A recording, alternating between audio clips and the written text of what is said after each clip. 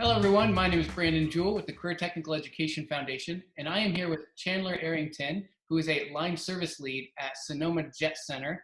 Thank you so much, Chandler, for meeting with us today. Thanks for having me, Brandon. Now, I always like to just kick it off with a basic question of just asking you what it is that you do in your job every day. I'm a professional line service technician, and I'm a shift lead here at Sonoma Jet Center at the Santa Rosa Airport. So I work at a fixed base operation. So we work with the general aviation side, the corporate aviation, and we provide any services that anyone would need.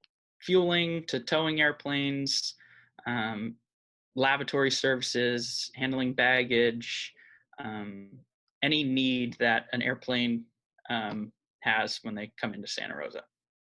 And Sonoma Jet Center is all private planes, correct? Correct. Yeah. So it's as small as the little single engine aircraft that, the little cruisers, we'll call them, or as much as a $60 million private jet. That one's mine. Yeah. So tell us how you got into this career. Were you always interested in airplanes and aeronautics or anything like that? So I started with a business track. I started going into business mainly because I had 4 older siblings that all went into business. And so I had an idea that I had to live up to what all of my older siblings were doing. So I started going to school for all of that, but I've always had an interest and a passion in aviation. So I kind of backed off from the business and went on and proceeded with aviation.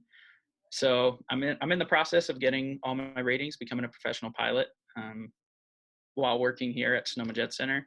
And this has provided me the opportunities to talk with pilots, talk with people that are a lot more familiar with the aviation industry, to provide me with connections and just that overall knowledge about aviation. That's really smart to know that if you're going to go into a certain career, you're interested in a certain career, to take a step in the industry as a whole and recognize that that is a really good first step, right? And Exactly. making those connections like you talked about, and really learning what it means to be a pilot before making the decision to really pursue that. I think that's Right. super smart.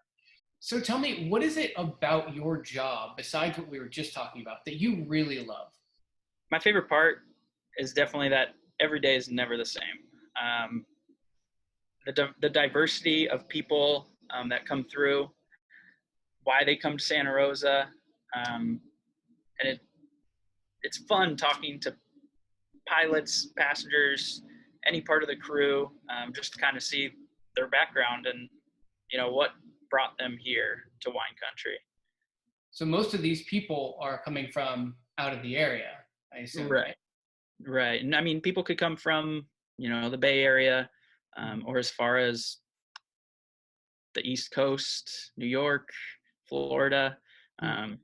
So really anywhere. Ever meet any celebrities? We've had, yes, we've had like Elon Musk has come in. I don't know my celebrities. So when I see someone get off the plane, I just treat them as if they were just a normal person. I don't really know. So. Well, that's good. That's Yeah. good. That's probably better for your job than No, exactly. asking for autographs from everybody. Yeah, autographs and pictures. So tell me about whatever training or schooling you had to go through in order to get into this. So all of our training is all in-house. So I didn't have to come in with any certifications, any previous aviation knowledge whatsoever. I actually happened to go to an aeronautical school in Arizona, and I'm actually still working on my degree. So I went out there, was doing some flight training and working on my degree, and then came out here, and I'm still completing my degree online. So everything's in-house. I came with zero knowledge of aviation. Mm-hmm. So. And they didn't require any sort of college degree or anything. Like you could just Nope. come in and say, I have an interest, and they'll, as long as you have that passion, they're willing to train you up. Huh? Exactly. And I mean, we have kids as young as 16 Hmm. that come in here and have heard about working at the airport and have always had an interest in aviation. Um, and they'll come here with no knowledge and we'll train them up. But then we have people as old as 26, 27 um, who have the same interest with a GED essentially. And so no schooling really necessary. Okay.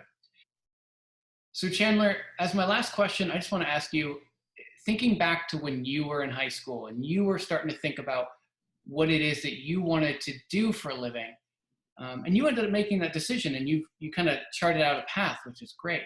What advice would you give to these students who are at that same position there in high school and exploring careers? My number one piece of advice would be follow your passion. I started out in an industry that I soon came to find out was not meant for me. I couldn't sit at a desk all day. Um, that's great for some people who can do that. I just personally couldn't do that. So I needed to be out doing something. Um, Obviously, my end goal is to be a professional pilot, and this has provided me the opportunities and the connections to make that into a possibility. So follow your passion. Wonderful piece of advice. Thank you, and thank you for agreeing to be interviewed today. We Yeah, thanks, really Brandon. appreciate it, and I hope you have a wonderful rest of your day. Thank you. You as well.